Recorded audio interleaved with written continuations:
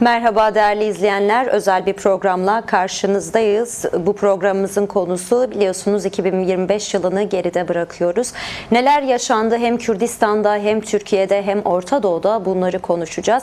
Yeni bir yılda neleri umuyoruz, neleri konuşacağız. Özellikle süreçle ilgili gelişmeleri, gelinen aşamayı ve sürece dair talepleri değerlendirmesini isteyeceğiz konuğumuzdan. Programımız başlıyor. Hemen konuğuma geçiyorum değerli izleyenler. Evrensel Gazetesi yazarı, gazeteci Fatih Polat bizlerle. Hoş geldiniz. Merhaba. Hoş bulduk. Direkt başlayalım dilerseniz. Sohbetimizin konusu ve başlığı çok fazla. İlk olarak sizden bir gazeteci olarak, bir sosyalist olarak, aynı zamanda bu coğrafyada yaşayan bir yurttaş olarak nasıl bir yılı geride bıraktınız? Sizin deneyimleriniz ne oldu? Bunları dinleyelim. Aslında bu programı yaptığımız günden belki başlayarak kıyaslamalı gitmek anlamlı olabilir. Bugün Türkiye'de önemli bir operasyon oldu. IŞİD'e karşı bir operasyon Yalova'da. İşte 3 polis hayatını kaybetti. 6 IŞİD'li ölü yakalandı. Şimdi dün geceden itibaren süren bir operasyondan söz ediyoruz. Aslında bakıldığında bu yani bunun tarihsel bir anlamı var. Hem bölge açısından hem Türkiye açısından. Pek çok konuyu birbirine bağlayan bir şey bu. Örneğin yani biraz geriye gidelim. 2014 yılına Cumhurbaşkanı Erdoğan'ın bir açıklaması vardı. 7 Ekim 2014 günü Kobani düşecek diye. Neydi bu? İşte IŞİD'in Kobani'yi ele geçireceğine ilişkin bir umudu ifade ediyordu. O zaman Erdoğan'ın ağzından dökülen bu sözler ve ardından tabii çok büyük katliamlar oldu bölgede ama bir direnişle YPG ve YPC'nin direnişiyle daha sonra SDG'nin mücadele süreciyle IŞİD durduruldu Orta Doğu'da. Ama bunun IŞİD aynı zamanda Türkiye'nin dış politika yani AKP iktidarının Orta Doğu'da, Suriye'de özellikle Suriye'deki haritaya dahil olmasının enstrümanlardan biri olarak bir yerde de duruyordu. Defalarca kanıtlar, kaynaklar, görüntüler vesaire olsa da reddedilen de bir yerdeydi aynı noktada. Evet, aynen. Ve bu işte IŞİD'liler bölgede örneğin Suriye'de yaralandığında Antep'teki Türkiye'deki hastanelerde tedavi oldular. Bunlar sıkça haber oldu. Sınırda fotoğraflarla görüntülendiler. Yani bir tarafta diyelim Türkiye askeri var, öbür tarafında IŞİD'liler. Bu tür fotoğraflar yayınlandı. Ve 10 Ekim katliamı, 104 kişinin katledildiği Cumhuriyet tarihinin Roboski ile birlikte Surucu burada. Hem burada tabii yakın bir tarih olması bakımından hemen ardından konuşuyoruz. Roboski katliamı. IŞİD bağlamında da Suruç katliamı var ve ardından 10 Ekim katliamı var. Şimdi aslında biraz daha geriye gidebiliriz belki. Daha meselenin fotoğrafı daha büyük görmek açısından. Türkiye'de bir Hizbullah süreci yaşandı. Şimdi onun başka bir bağlamda siyasetten devam olarak bir Hüdapar var. Yani iktidarın ittifak gücü olarak. Şimdi Hizbul Kontra sürecini 90'lı yılların ortasında bölge illerinde özellikle Diyarbakır'da, Batman'da ve pek çok kentteki fail meçhul cinayetleriyle tanıyoruz ve Hizbul Kontra ile ilgili o dönem 90'lı yılların İçişleri Bakanı İsmet Sezgin'in bir açıklaması vardı. 15 Şubat 1993 günü Show TV'de 32. gün programında dedi ki Hizbullah PKK'ye karşı örgütlendi.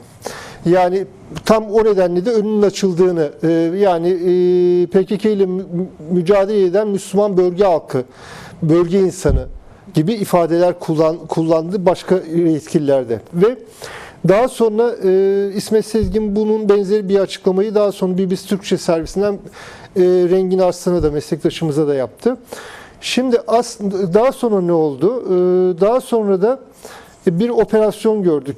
17 Ocak yani bundan 25 yıl önce 17 Ocak 2000'de İstanbul Beykoz'da Hizbullah lideri Hüseyin Velioğlu'nun da öldürüldüğü bir operasyondu bu.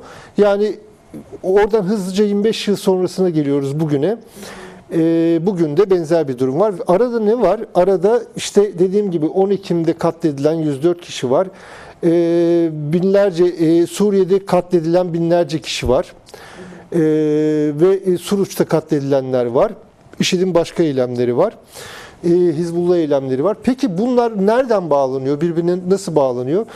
İşte bu aslında bakıldığında temel olarak Türkiye'de devletin Kürt sorunuyla ilişkilenme biçiminden birbirine bağlanıyor. Çünkü Türkiye'de geleneksel yaklaşım Kürt meselesiyle ilgili terörle mücadele argümanıyla bir askeri operasyon mantığı üzerine kurulu ve bunun etrafında da dost ve düşman tarifinde bunun üzerinden kuran bir konsept ola geldi 90'lı yıllardan beri. Asker biçimi ya da ellerinin üstünde oluşan ama görünmeyen bir noktada, o eli görmediğimiz bir noktada.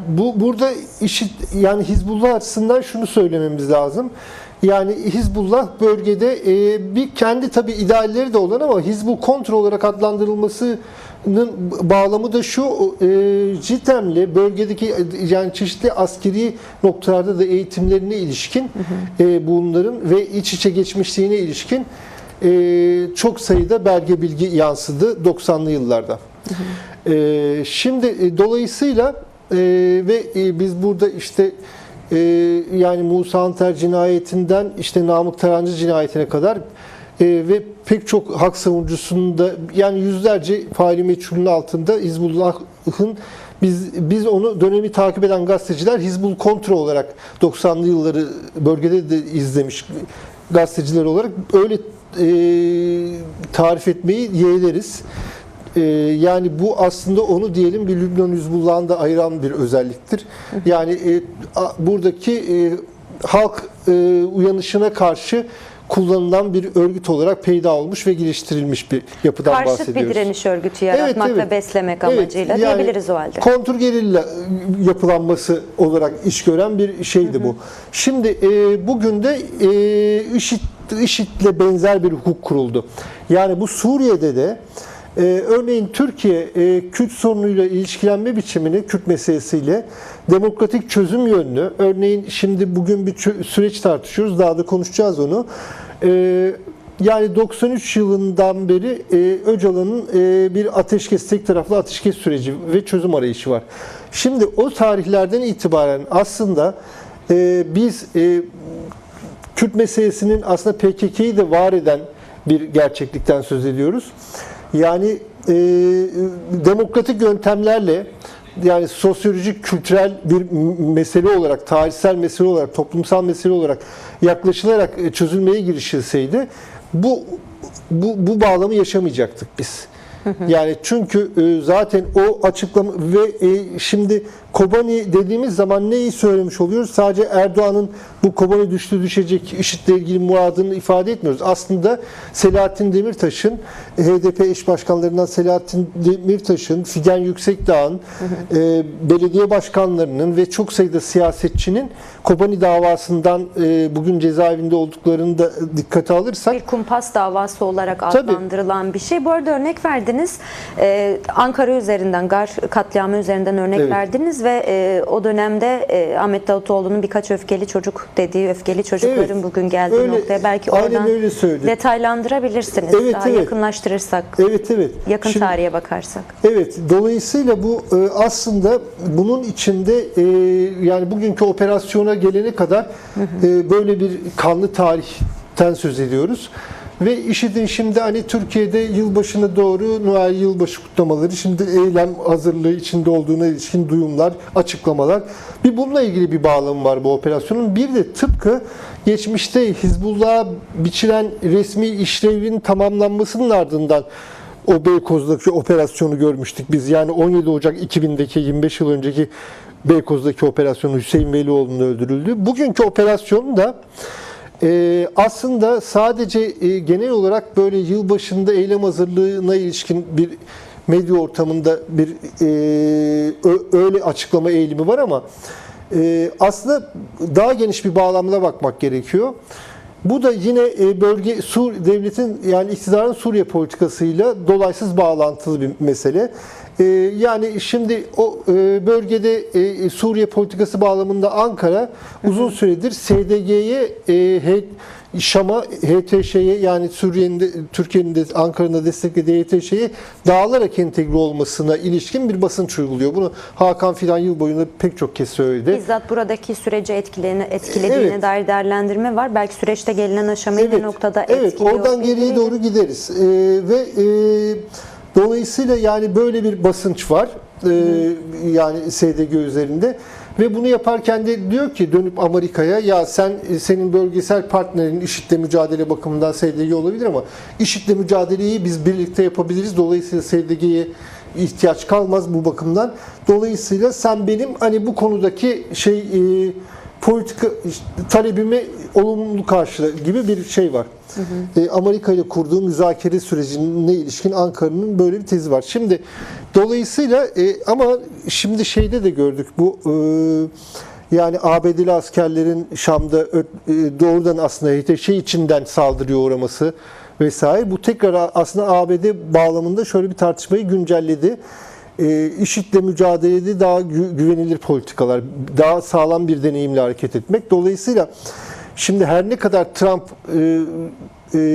Şara'nın arkasında duran açıklamalar yapsa da HTŞ'nin aslında bir yandan CENTCOM açısından da, genel olarak açısından da, Pentagon açısından da yani artık bu konuda iki kere düşünme yönlü bir şeye de girildi. Yani Amerikan politikası açısından bunu altını çizebiliriz. Bu Türkiye açısından da hem yılbaşının öncesi, daha önce de çünkü yılbaşında saldırılarına tanıklık ettik IŞİD'in Türkiye'de kanlı saldırılarına, işte gece kulübü katliamı gibi.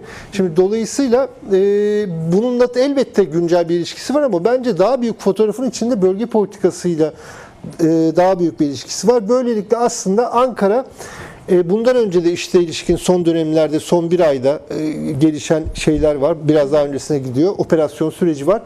Böylelikle Amerika'ya bir IŞİD'le mücadelede tutarlı bir politika fotoğrafı ortaya koymaya çalışıyor. Dolayısıyla ne kadar ikna edici olur o da tartışılır. Özellikle evet. Maraş bölgesinde onların kamp alanlarının, hücre evlerinin olduğu tespit ediliyor. Gayet rahat aranılan kişilerin gayet rahat bu ülkede çalışır durumda olduğu, yaşamlarını sürdürür olduğu bir sürü örnek var Ankara'da. Aslında kaçırılan, ezildiği kadınlara yapılanlar, yani bir sürü örneği var aslında. Ne kadar ikna edici olabilir acaba tabii bu? Tabii ki. Zaten aslında birbirinin devamı olarak gelişti bunlar. Yani bakarsak diyelim Suruç'un üzerine gidilseydi Gar katliamı olmazdı.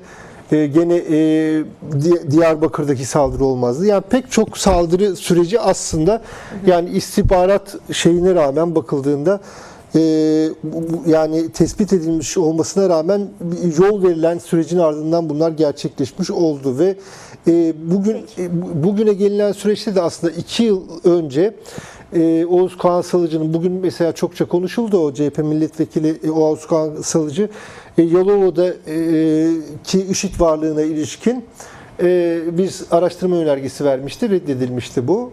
Üzerine gidilmemişti ve onun devamı olarak bunlar yaşandı. Dolayısıyla bu ve şunu da ifade etmek lazım. Adıyaman'da, Bitlis'te örneğin bugünkü öldürülenler de yeni bir ayağı Bitlis'te isimlerden bazılarının. Ama işte Adıyaman, Bitlis, Antep aslında yani IŞİD dediğimiz zaman dışsal bir şeyden söz etmiyoruz Türkiye açısından. Bunun içinde pek çok 10 Ekim katliamında da gördük bunu, Suruç'ta da gördük. Doğrudan Türkiye'li olan burada da keza öyle önemli bir kaynak var. Bunu da tabii AKP'nin bir Selefistlerin desteklenmesi üzerine kurulu politikası bağlamında da tartışmalıyız.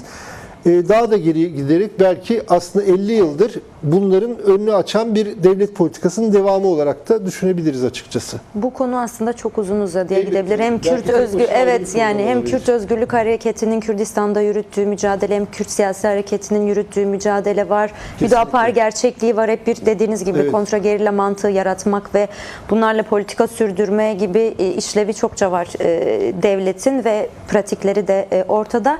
Ancak bir sürü konu başlığımız var. Çok önemli bir yıl geçti. geçti. O zaman ben ilk sorumu tekrar yöneltmiş olayım. Hani biraz güncelden başladık ama daha genel bir değerlendirme yapacak olursanız. Şimdi şöyle bir çok şey gözlemlediniz siz de. Tabii, Çok tabii. önemli anlara da tanıklık ettiniz. Hem Evet. Kürdistan'da hem burada hem Evet, bölgenin evet. dışında biraz dinleyelim iki sizden. tane büyük başlıktan söz edebiliriz. Aslında pek çok başlık var ama yani büyük başlıklardan aşağıya doğru gidersek bir tanesi aslında daha öncesinden 2025 öncesinden de başlamış olan Kürt sorunuyla bağlantılı yani süreç. Bu daha önceden Öcalan'la İmralı'da başlayan müzakerenin devamı olarak aslında Devlet Bahçeli'nin DEM Parti yöneticileri meclislerini sıkmasıyla legalleşmişti bu ama daha öncesine dayanan bir yıllık bir müzakereye de dayanan bir sürecin devamıydı. Ve 27 Şubat'ta Öcalan'ın yaptığı çağrı, burada Taksim'de bir otelde bu çağrı okundu ve bu PKK kongre toplama çağrısıydı bu aynı zamanda ve silahsız bir yeni döneme geçişti, bir paradigma değişikliğiydi. Yani PKK'nın işlevini tamamladığı, yani bunu da işte Kürt meselesinin inkarının önüne geçme, yani onu gündemleştirme üzerine bu sağlanmıştır ve şimdi bunun onun dışındaki süreç bakımından da siyasal mücadelenin önemini vurgu yapan, bir geçiş sürecine işaret eden bir çağrıydı. Bu PKK'ye de kongre toplama çağrısı yapıyordu ve ardından PKK kongresine tanıklık ettik ve daha sonra da bir silah imha süreci, sembolik bir silah imha süreci oldu Süleymaniye'de. Besehuzat'ın KCK eş başkanı olarak hani onun önderliğinde bir grup yarısı kadın yarısı erkek bir gerilla grubu yani silahlarını imha ettiler. Burada da aslında bence bu dönemin süreçle ilgili en sahici şeydi bu. Yani çok yönü tartışıldı ama bu bir kararlılık ifadesiydi aslında. Yani daha sonradan örneğin Duran Kalkan'ın da ya bunun yani bu geri dönüş olmayacak bir süreç diye tarif ettiği sürece ilişkin bir önemli çok tarihi bir fotoğraftı diye düşünüyorum ben.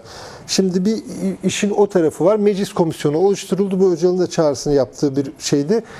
Diğer yandan CHP'nin de aslında bu sorun mecliste çözülür diye daha önceden beri ifade ettiği bir süreçti. Çok önemli bir bölümü %95'lik bir temsille meclis komisyonu oluşturuldu ve şimdi de 20 toplantı yaptı bu meclis komisyonu. Şimdi partiler tek tek her parti kendi raporunu hazırladı. Ardından bir ortak rapor çıkacak. Ondan sonrasını göreceğiz. Geleceğiz partilerin raporlarına, Evet, CHP'nin tutumuna birazdan açacağız onları. Evet.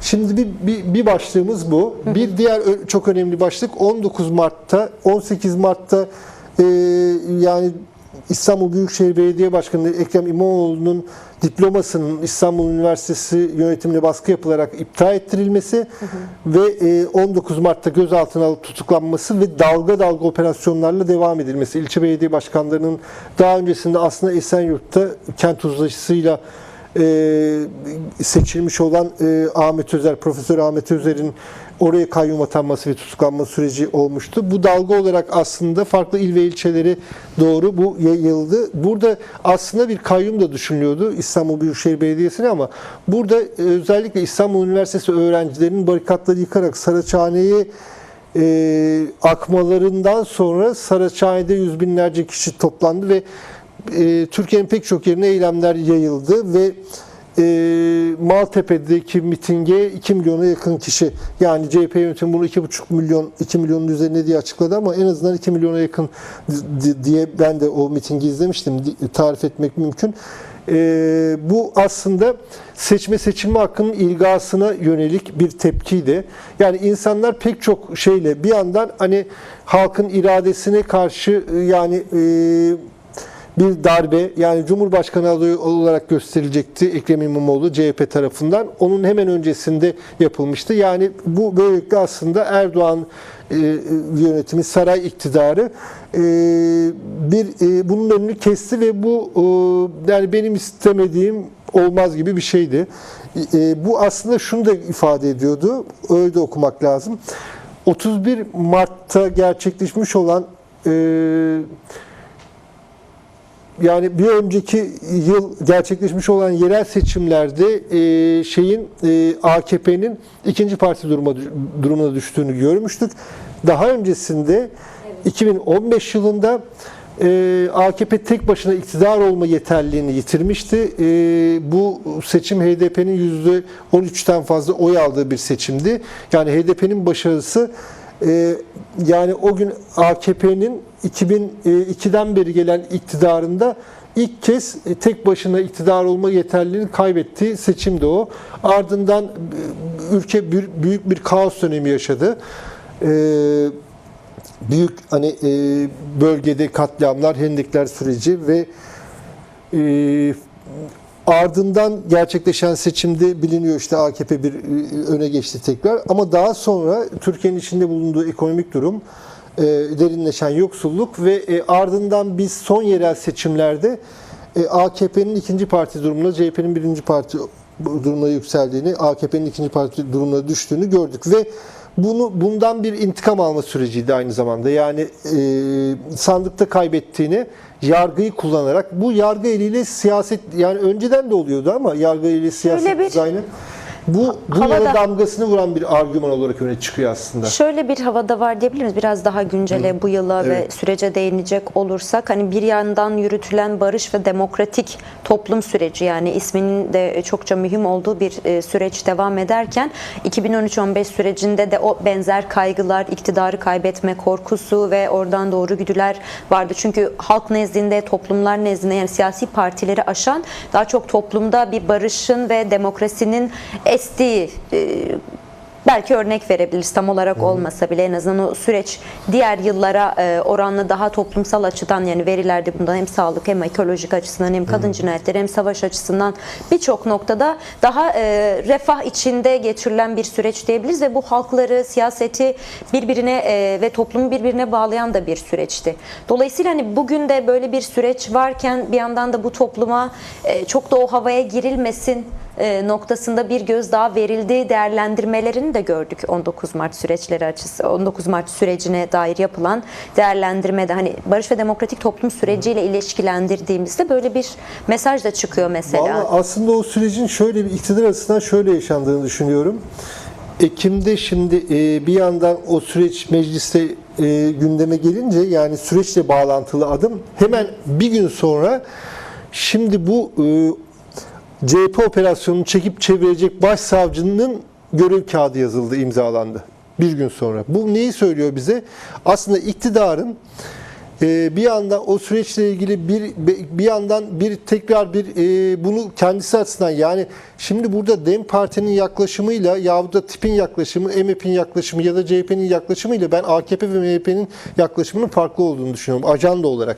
Yani Erdoğan elbette burada Cumhurbaşkanlığı bakımından kendi elini yükseltecek bir imkan çıkabilir mi diye düşündü.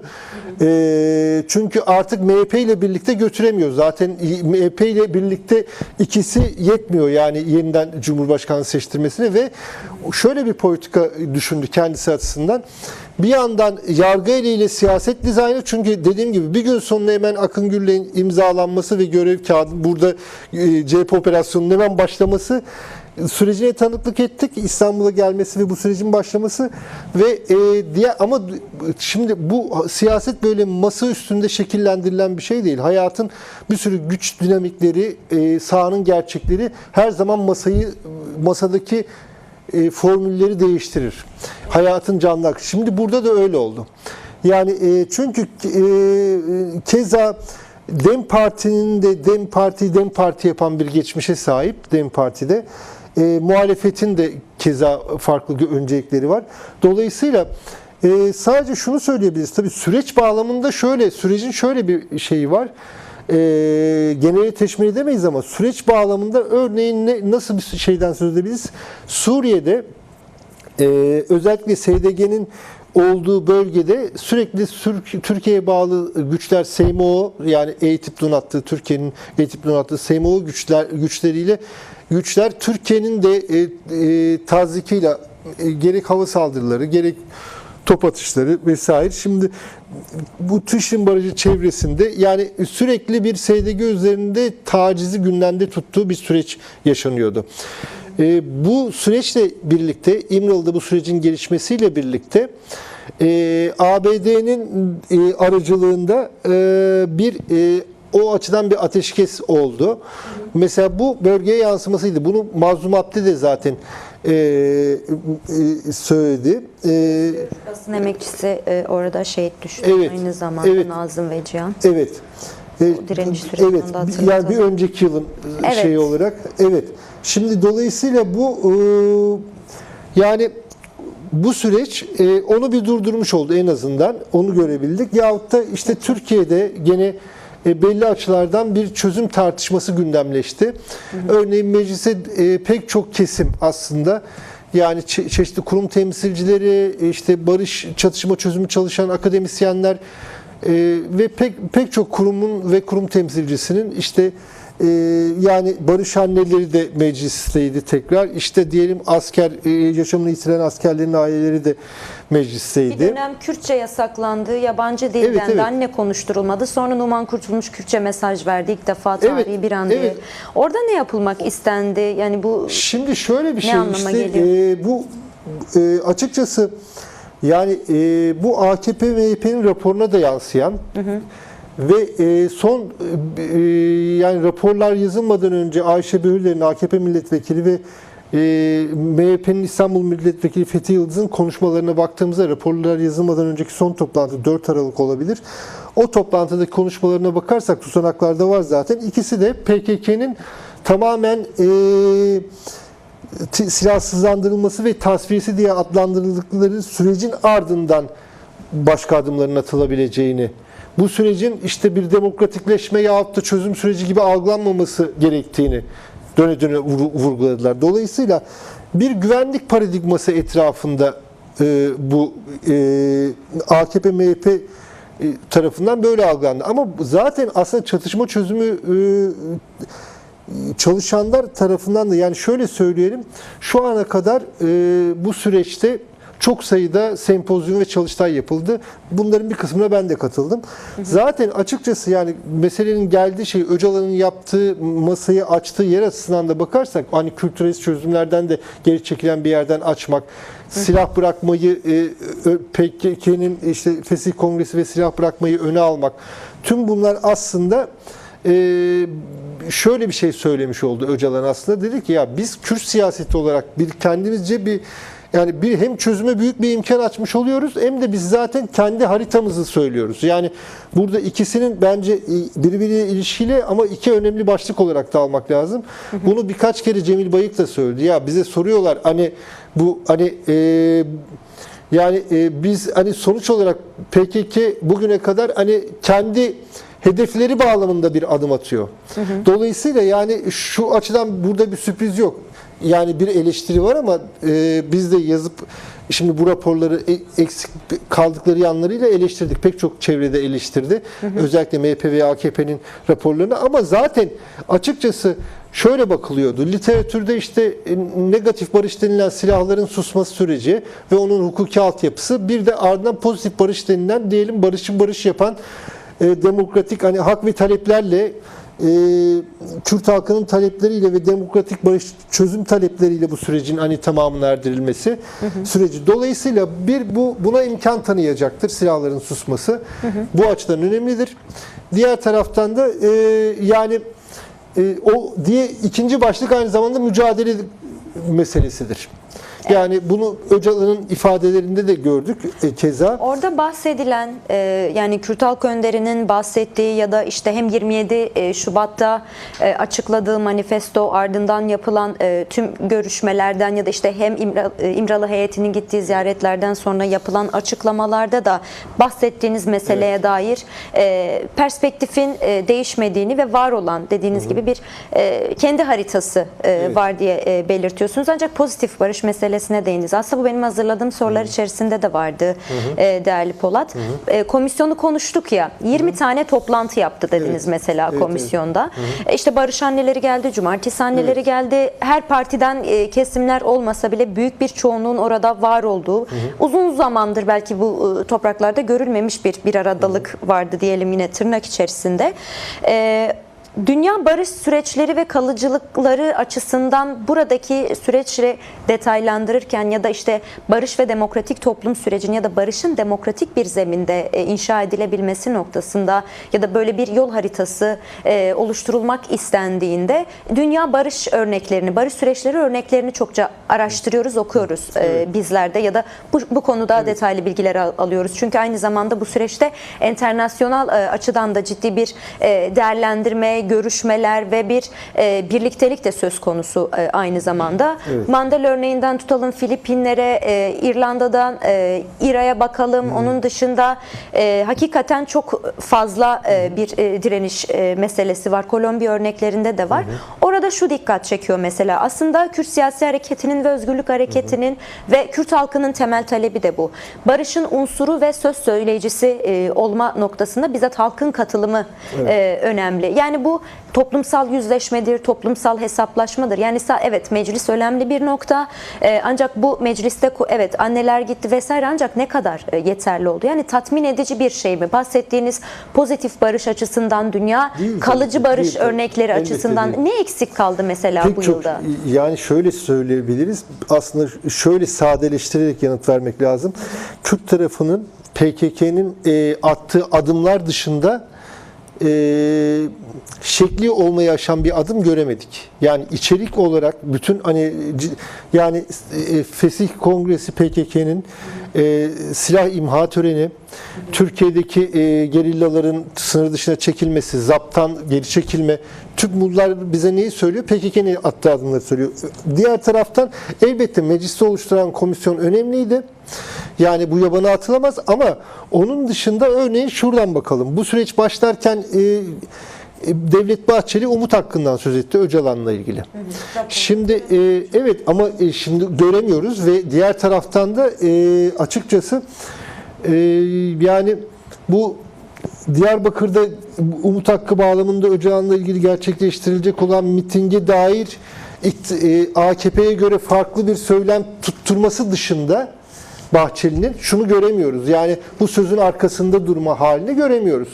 Madem ki diyelim bir müzakere süreci var. Dolayısıyla böyle de bir söz söylenmiş. Umut hakkı. Ki umut hakkı şimdi hemen diyelim serbest bırakmayı da belki içermeyebilir ama pek çok şeyin de değişmesine ilişkin beklentiyi de içerir. Yani Öcalan'ın çalışma koşullarının şimdi düne göre göreli bir esneme olduğunu görüyoruz. Yani ancak tecrit tam anlamıyla kırıldı da diyemiyoruz. Tabii ki bunu kendisi açıklamalarında da keza avukatların açıklamalarından da görüyoruz. İmralı heyetinin açıklamalarından da. Dolayısıyla bu umut hakkı yani bir kere Bahçeli'nin burada sözünün arkasında durması gerekir. Yani bu yaptığı kurucu önder şimdi pek çok şey söyledi. Yani normalde bir başkası söylediği zaman daha önce bunlar yargılama konusu yapılan şeylerdi. Örneğin daha önce diyelim şu an cezaevinde olan Tele1'e kayyum atandı Merdan Yanardağ meslektaşımız. Daha önce bir kere tecritle ilgili yaptığı açıklamayla ilgili tecritin Öcalan'a ilişkin tecritin insan hakları sorunu olduğuna ilişkin vurgusundan sonra bir tutuklama süreci olmuştu. Bu konuda yargılanan sayısız özgür basın emekçisi de var. Tabii. Evet. Ben yok merkez medyadan örnek olsun diye söyledim. Evet, bu taraf zaten şimdi yani burada yargılanmama olduğu zaman haber zaten. Tamam. Şimdi orada yani öyle bir genelliğe taştı. O açıdan söylüyorum. Dolayısıyla bu neyi söylüyor bize? Şimdi yani o zaman bunun bir arkasında durulması lazım Bahçeli açısından. Onun dışında da diğer şeyler. Şimdi örneğin Selahattin Demirtaş'ı düşünelim. HDP eş genel başkanı. Ya şimdi zaten 3. ahim kararı var. Bunun süreçte bir alakası yok. Yani bir yargının yakasını bıraksan zaten bunların olması lazım. Ya bunun süreçle ilgili bir şey değil bu. Yani Can Atalay örneğinden başka şeylere kadar. Yani yargı kararlarının uygulanmasına, ahim kararları, AYM kararları bunların uygulanmasına izin verilmeyen bir perspektif var. Dolayısıyla yani bunlar bize pek çok şimdi yani iktidarın yaklaşımı ile ilgili pek çok şey söylüyor. Dolayısıyla bu 2026'ya sarkan neler var diye burada baktığımız zaman bu süreçle ilişkili olarak yani şunu söyleyebiliriz. Bu Cumhur İttifakı açısından bir adım atma ihtiyacına dair beklentiler, hani hep kamuoyu araştırmaları çok şey yapıldı ya, bir yandan sürece destek var ama inanç desteğin çok altında. Yani bir şey olacağına dair inanç, güven daha zayıf ama umut etme isteği, yani çözülsün yönlü destek daha fazla, çok daha fazla. Dolayısıyla şimdi bunun gereğinin iktidar tarafından yapılması gerekir. Yani onu söyleyelim özellikle. O kısma daha geleceğiz. Sanıyorum bir 15 dakikamız var. Biraz daha CHP tarafına şu açıdan geçmek istiyorum. Hani 19 Mart meselesi örneğini verdiniz. Zaten ekonomi meselelerini falan da biraz gireceğim. Evet. Daha vaktimiz ve sorularımız var. Evet. Şimdi AKP'li Cumhurbaşkanı Erdoğan sürekli işte biz AKP olarak Kürt meselesini çözdük, öyle bir mesele yoktur demişti bu sürecin başlarında. Yani sürekli söylediği bir şeydi belki. Onun ardından işte Özgür Özel olur mu öyle şey? Hani Kürt meselesi vardır dedi ve bir taraftan Kürt halkının da ya da işte evet kabul gördüğünü gördük, en azından CHP kanadından böyle bir sözün de çıkması. Fakat bakıyoruz ki ortada bir rapor var. Pratiklere bakıyoruz. Hem heyet olarak İmralı'ya gitme meselesindeki yaklaşım var. Aynı zamanda CHP'nin ortaya sunduğu rapor var. Ama ancak işte Özgür Özel'in söylemi de var. Kürt meselesi vardır. Sürekli de dillendirirler mesela. Şimdi burada bir çelişki mi var, yoksa bu 100 yıllık ulusal zihniyetin ürünü mü, ya da aşamadığı ne var, bu süreçte ne kadar etkili, halk tarafından da ciddi soru işaretlerinin yaratıldığı bir süreç. Yani buna dair değerlendirmeniz Şimdi ne ben, olur? burada bu kanalda zaten değerlendirmiştik onu ama tekrar yıl sonunda bir daha üzerinden geçelim. Onu bir ayrı program yapmıştık. Bir iki programda da değerlendirdik ama Medya Haber'de. Ama bir de üzerinden geçelim. Yani zaten CHP'nin İmralı'daki giden heyete bence katılması gerekirdi zaten. Katılmaması bir eksiklik. Belli polemiklerde de işte yani Özgür Özel'in ifade ettiği ve eleştirdiğimiz noktalar oldu. Ama diğer taraftan tabii şunu da ifade etmemiz lazım.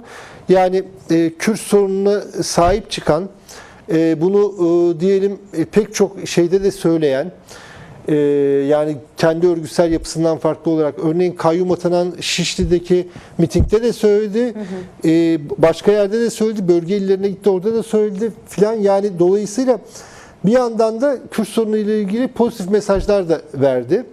Yani ikisinin de bir arada olduğunu söyleyebiliriz. Bir de tabii şunu şuradan da bakmak lazım yıla. Şimdi AKP ve MHP'nin raporları çözüm fikrine açık değildi. Kürt sorunun varlığını, MHP'ninki zaten Kürt sorunun varlığını kabul etmiyor. CHP'nin de genel demokratikleşme meseleleri içinde işte ana dil meselesine yaklaşan bir şey vardı ve belli başlı bazı taleplere. Şurada bence şöyle yaklaşılıyor. Ben onu doğru bulmadığımı ifade edeyim. Yani ya bu mesele süreçle ilgili, demokrasiyle ilgili değil. Bunu bazen dem yöneticilerinden de çok duyduk. Şimdi bunu böyle diyemeyiz. Niye diyemeyiz? Ya Cumhurbaşkanı adayı tutuklanmış. Zaten öyle olmasa zaten girmeyebilir de bu komisyona. Belediye başkanları tutuklanmış vesaire, bir sürü tutukluluğu var ve dalga dalga operasyonlar devam ediyor.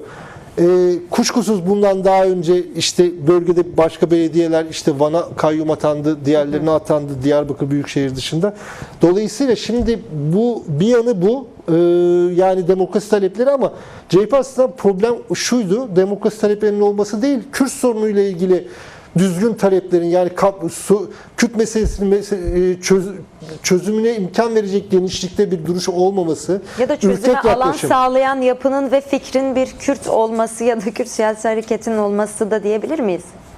Yani yok, yani şöyle bir şey, Kürt sorunuyla ilgili çözüm taleplerinin ana muhalefet partisinin raporunda eğer Kürt sorununda çözümünde ifade ediyorsa alanlarda bir genel başkanı o partinin, daha cesur bir rapor olması gerekir. Ürkek ve sürecin bir kanadının ve bu süreci yürüten olarak hem Kürt halk önderinin hem Kürt özgürlük hareketinin olması mı bu noktada engel oluyor diye? Yani yok hayır. Yok, ama onun dışında da CHP zaten Kürt meselesiyle ilgili, yani Öcalan'la ilgili değil bu. Yani şimdi bakıldığında Said'in hani 200 yıl Osmanlı'da 100 yıl Cumhuriyet'teki bir meseleden bahsediyoruz. Dolayısıyla o yüzden yani onun dışında zaten sorumluluğu var bütün partilerin bu meseleyle ilgili. Yani dolayısıyla yani Burada ama önümüzdeki dönem şöyle bir şey var. Muhalefetin ben ortak duruş gösterdikleri oranda demokrasi ve barışı yan yana koyma yeteneği göstereceklerini düşünüyorum. Bu olmazsa açıkçası o zaman iktidarın istediği gibi muhalefeti bölme politikaları, bunu aktif olarak yapmanız gerekmez. Yani birbirinize düşmeniz gerekmiyor ama ayrı da düşerseniz yani illa muhalefetin belli unsurların birbiriyle polemik yapması gerekmez. Ama diyelim barış ve demokrasi için mücadele enerjisinde ortaklaşılmadığı zaman da bu iktidarın önünü açabilir. Dolayısıyla ben muhalefetin Türkiye halklarının, Kürt halkının, Türk emekçilerinin bu ülkedeki bütün halklar açısından yani muhalefetten böyle bir beklentisi olduğunu düşünüyorum. Sadece bir sorum daha olacak. Sadece Bir de tabii ekonomiye de gireceğiz. gireceğiz. Ondan önce birbiriyle bağlantılı olarak açmayalım. Son olarak başlık başlık gitmeye çalışıyorum değerli Polat. İlk günden bu yana aynı zamanda sol sosyalist hareketlerin bu sürece dahil olmaları, rol ve misyonlarının eksikliği, yeterliliği çok fazla tartışılıyor. Yani yok sayılan bir noktada değil ama eksiklikleri tereddüt olarak belirttikleri bazı noktalar var, tartışmalar var. Sizin yorumunuz ne olur? Ya şöyle söyleyeyim, onu şöyle söyleyeyim. Şimdi yani bu konudaki değerlendirmeniz mi? Tabii. Şimdi zaten komisyonda örneğin Emek Partisi ile tipin vekilleri var. Birer vekille temsil edildiler. Yani dolayısıyla onların gayretleri zaten hani tip ve EMEP'in raporları da bakıldığında diğerlerinden zaten hani farklı. Hani DEM'le yan yana konulabilecek Kürt halkının talepleri bakımından onları yan yana koyabiliriz. Bu da son derece anlaşılabilir. Ama onun dışında da bir de tabii ki yani sahada da örneğin şunu hani yani çok sayıda konferans panel de yapıldı. Yani şöyle söyleyeyim, ben hani demin yaptığı konferansa da katıldım. Öbür taraftan EMEP'in yaptığı diyelim Dersim'de konferans yaptı. Orada da konuşmacıydım. Yani yani böyle bir toplumsallaşması bakımından, ama diğer taraftan tabii ki örneğin bu meseleyi diyelim bu süreci bir Amerikan projesi mesela belli solun unsurları kavramları böyle kullanarak yaklaşanlar da oldu ve şimdi bunlar bu sürecin öncesinde de aslında sorunla ilişkilenme biçimi bakımından diyelim yani eleştirdiğimiz, hani benim yazarlık eleştirdiğim yani mesafeli duran bir şey vardı. Dolayısıyla yani devrim demeyen kesimler. Evet yani tartışma konusu. Evet yani şöyle bir şey, ya bir de tabii şöyle bir yan var. Açıkçası yani Kürt meselesi yani farklı tarihsel dönemlerde farklı çözüm talepleriyle birleşebilir. Ki bu PKK'nın tarihi açısından da böyle. Yani PKK'nın kurulduğu dönemde örneğin farklı çözüm talepleriyle birlikte ana merkezinde Kürt sorunu olur ama işte yani başka bir program olabilir. Bugün başka bir program olabilir. Ama asıl olarak bir Kürt meselesi gibi bir büyük başlık var ortada. Dolayısıyla diğer partiler açısından da solun unsurları açısından bakarsak diyelim doğrudan bu meseleyi gündem edenler var. Ama bir de 40 dereden su getirerek mesafe koyan şeyler var. Dolayısıyla onlar zaten öncesinde de diyelim öyleydi. Bu süreçte de yani böyle davrandılar. Ama onun dışında şöyle ifade etmek lazım. Toparlayalım aynı zamanda diğer soruya geçeceğiz. Evet. Şu noktada da şimdi bir yandan da diyelim Öcalan bir perspektif metni açıkladı. Bir de diyelim 160 sayfalık bir metinden söz ediyoruz. Yani özet dışında ben onların hepsini okudum yani bir şekilde. Diğer taraftan ama diyelim İstanbul'daki 2 gün süren demin organize ettiği uluslararası konferansa da gönderdiği şeyler üzerinden Öcalan'ın yaptığı sosyalizmle ilgili belli başlı vurgular üzerinden de bir tartışma başladı. Şimdi buralarda ben soğukkanlı bu tartışmaların Kürt sorununun da samimi olanlar açısından, ya Kürt sorununun çözüm mücadelesi ki kaldı ki diyelim buna mesafeli olanlar da olabilir. Ben hani bu meselenin önemine binaen bir tartışma yapıyoruz ama mesafeli olanlar da, ya bütün bu şeyin Yani hakaret içermeyen bir düşünce kalitesi olan, halklar açısından da bir diyelim yani pek çok diyelim gelişmeye belki yardımcı olabilecek yeni tartışmaların olması bence iyidir. Buralarda soğukkanlı olmak, bu tartışmaların soğukkanlı, derinlikli, düşünsel bir derinlik ve kaliteyle yürümesinde fayda var. Dolayısıyla ben hani karşılıklı iyi yazılar çıktığını düşünüyorum belli mecralarda. Bunların da faydalı olduğunu düşünüyorum. Dolayısıyla tırnak içinde yani geçmişte de örneğin Marksizme dair çok belki uzun yıllara dayalı bir tartışma var. Bir külliyattan söz ediyoruz. Dolayısıyla önümüzde de geniş bir hayat var. Daha çok tartışma olur. Dolayısıyla tırnak içinde kimse kimseye böyle horozlanmadan daha dingin, daha derinlikli, daha soğukkanlı, daha altını doldurarak şey yapabilir ve bu halklara da faydası var. Bunun Türk emekçilerine de Kürt halkına da faydası var diye düşünüyorum. Oradaki tartışma konuları gerçekten çok uzun Evet, uzadıya evet. gider aslında Evet, o evet. çözüm ve Sizin devrimci sorduğunuz olma. konuda Evet, evet. boşluk kalmasın diye. Hani Evet, bu tarafından kaçıyormuşuz gibi olmasın sosyalizmi diye. konuşmak daha çok uzayan bir şey. Evet, ya. O evet. noktada tahammül edilemeyen birçok nokta Evet, var. evet. Şuna geçelim. Aynı zamanda yani bir emek mücadelesinin olduğunu söyleyebiliriz ama bununla birlikte ciddi bir ekonomik krizin olduğu, çoklu krizlerin yaşandığı bir dönemden bahsediyoruz ve bir ekonomik kriz var. Yoksulluğun daha da derinleştiği bir sürece giriyoruz. Asgari ücret açıklandı. Ciddi tepkiler de var. Yoksulluk ve açlık sınırının altında ücretlerden bahsediliyor. Buna dair yorumunuz ne olur? Nasıl bir yılı karşılıyoruz? Ya şöyle bir şey var. Şimdi Türkiye'de ilk kez açlık sınırının altında bir asgari ücret açıklandı. Yani Türk İş'in açıkladığı rakamlarla 30 bine dayanan bir açlık sınırı var. 28 bin küsürlerde bir asgari ücret şeyi açıkladı iktidar. Şimdi bu ciddi bir problem. Buna ciddi tepkiler var. Şimdi bu yıl tabii ki bununla ilgili örneğin şimdi Tokat'ta yeni yıla direnişte giren Tokat Şık Makas işçileri var. Kocaeli'nde Smart Solar var. İşte GM Teknik Cam var Merzifon'da.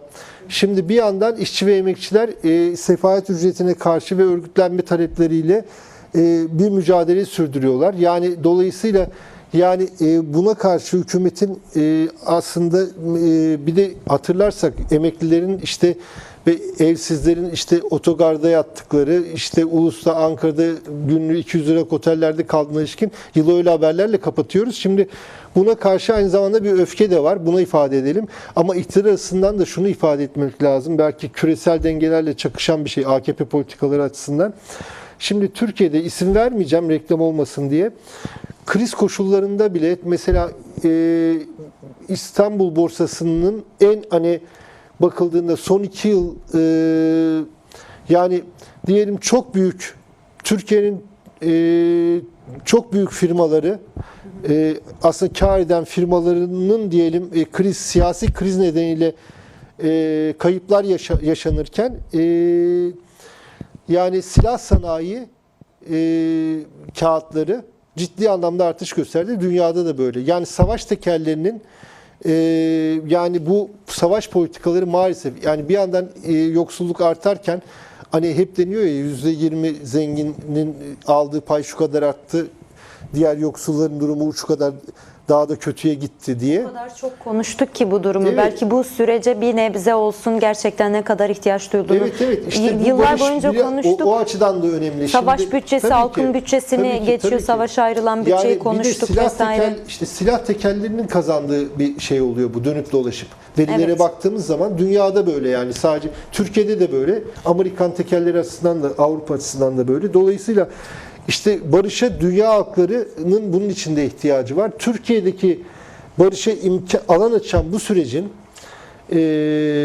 yani tamamına ermesi gerçekten barış talepleriyle içinin doldurulmasının bu açıdan da yani işçi ve emekçilerin ekmeğini büyüten bir şey de onun da önünü açacak aslında. O açıdan da son derece kıymetli diye düşünüyorum. Dolayısıyla ama tabii bazen şöyle söyleniyor. Türk emekçileri barışı kazanmak için hep hani ya buna destek verirsen senin de ekmeği büyüyecek gibi bir ilişkilenmeyi gündem etmenin Kürt meselesini ve barış politikasını anlatmaya imkan verdiği düşünülüyor. Bu haksız kaygı değil ama ondan da öte Türk emekçiler açısından bu ülkenin yani barış ve demokrasi zaten ekmek kadar su kadar önemli bir şey. Bu noktada da sanıyorum hem siyasi partilere hem sivil toplum örgütlerine hem de sendikalara büyük sorumluluklar düşüyor diyebiliriz. Belki bir iki cümleyle yeni yıla girerken sizin de var mı bir dileğiniz değerli Yani Polat? şöyle söyleyeceğim. Tabii bugün diyelim iki şey oldu. Bir süre önce tahliye olan meslektaşlarımızdan Furkan Karabay'ın X hesabına yeniden erişim engeli yasağı geldi ama bir yandan da Fatih Altaylı'ya tahliye kararı çıktı. Yılı aslında böyle yaşıyoruz. Yani pek çok meslektaşımız tutuklanıyor. Birisi bırakılıyor, ikisi tutuklanıyor.